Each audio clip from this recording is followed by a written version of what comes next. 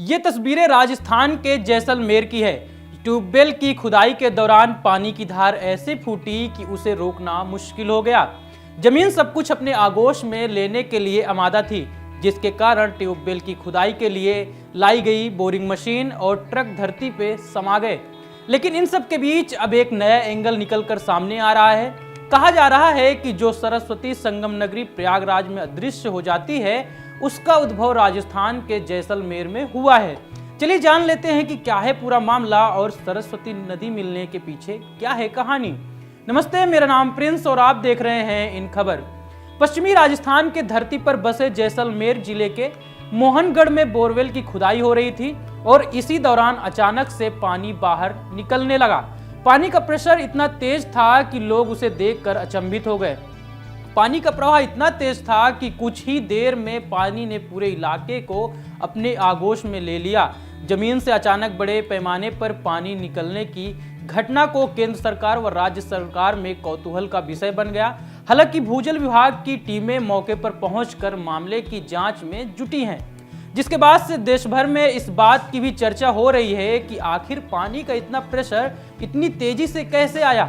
वहीं स्थानीय लोगों का यह मानना है कि सैकड़ों वर्ष पहले विलुप्त हो चुकी सरस्वती नदी अब अस्तित्व में आ गई है। हालांकि गड्ढे से लगातार निकल रही पानी की तेज धारा और गैस रिसाव की वजह से प्रशासन ने उसे आसपास के लोगों के आने जाने पर रोक लगा दी है। हालांकि 3 दिन से चल रहा पानी का बहाव अब थम गया है। वहीं अब इस पूरे मामले पर वैज्ञानिकों का पक्ष भी सामने आया है, जिसको लेकर वैज्ञानिकों का कहना है कि यह एक सामान्य घटना है। सुनिए क्या कुछ कह रहे हैं भूजल वैज्ञानिक डॉक्टर नारायण। मोहनगढ़ पंचायत समिति के 27 पीडी एरिया के अंदर ये किसान के द्वारा अपने कृषि कार्य के लिए नलकूप खुदवाया जा रहा था। लगभग 850 फीट की गहराई के वेदन के पश्चात वहां पे अचानक ही जो भूजल है प्रवाहित होना शुरू हो गया और उसकी गति इतनी ज्यादा थी कि वो बाहर सरफेस पे भू सतह पर आकर के तेजी से बाहर बहने लगा।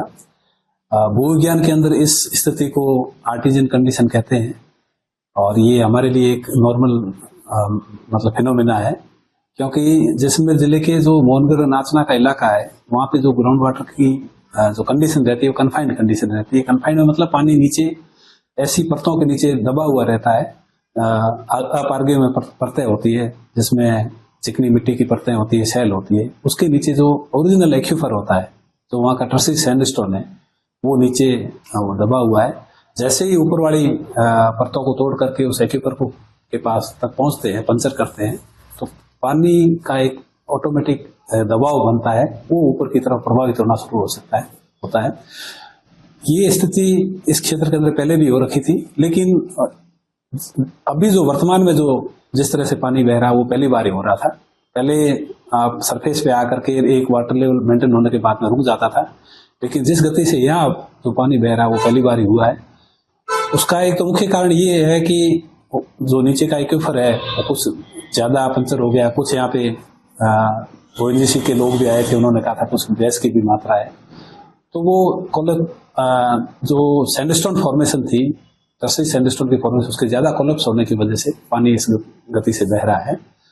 और जहां तक सरस्वती नदी के अनुसंधान की बात है या दूसरी जो बातें हो रही है, तो चूंकि ये पानी काफी पुराना है, अगर टर्सी सैंडस्टोन की बात करें तो ये लगभग 60 लाख वर्ष 60 मिलियन ईयर्स पहले की इसका जमा हो रखा है। और उस जिसमें धरती का जमा हो रहा था या फॉर्मेशन हो रही थी, उस समय ही इसके अंदर ये जल का भंडारण हो रखा है और प्रचुर मात्रा में जल होने की वजह से यह बाहर की तरफ प्रभावित हो रहा है। प्रशासन ने क्या हिदायत दी है? वहाँ पर पूरे एरिया को सील कर दिया गया, चौकी लगाई गई? बिल्कुल, इस तरह की घटना है तो लोगों का कौतूहल बस वहाँ का बराबर आवाजाही बनी रही थी। और क्योंकि पानी के प्रवाह की वजह से या वहाँ जो कैविटी डेवलप हो रही थी उससे कोई किसी तरह की कैजुअलिटी नहीं हो, लोग भी पास में जाए, कोई दलदल भी बन सकता है, तो उस लोगों की आवाजाही रोकने के लिए किसी तरह की जान माल की हानि नहीं हो, इसलिए जिला प्रशासन ने एहतियात के तौर पर ये अनाउंसमेंट भी करवा दिया था कि भी 500 मीटर की परिधि के अंदर इसके आसपास कोई नहीं आए। पुलिस का जाब्ता भी वहाँ पे लग गया था, पुलिस चौकी अस्थायी रूप से लग गई थी। वहाँ पे कार्यपालक मजिस्ट्रेट की भी नियुक्ति कर दी गई थी और बैरिकेटिंग और तारबंदी करके लोगों की आवाजाही पूरी रोकी थी ताकि किसी तरह की अनहोनी नहीं हो सके। बस स्टैंड का ट्रक जो था वो अंदर समा गया है। हाँ, ड्रिलिंग रिग जो तो पूरी थी, जिसके अंदर ड्रिलिंग रिग का ट्रक और करीब 45 फीट का जो उसका मास्ट होता है वो पूरा उसके अंदर चला गया है। पहले दिन तो काफी कुछ मटेरियल बाहर भी था, लेकिन धीरे धीरे जैसे वहाँ पे कैविटी डेवलप हुई, जैसे गड्ढा बनता गया वो पूरा मटेरियल अंदर की तरफ चला गया है। अब धुआं क्या परिस्थिति में आ रही है? आप मौके पर जा रहे हो? मौके की नजाकत देखते हुए काफी जिस तरह से पानी बह रहा था, तो श्रीमान जिला कलेक्टर महोदय ने काफी एजेंसियों से संपर्क किया, क्योंकि हमारी जो ग्राउंड वाटर की जो कैपेसिटी है, हम लोग ट्यूबवेल ड्रिलिंग करते हैं, तो इस तरह के क्राइसिस मैनेजमेंट हमारे बस की बात नहीं है।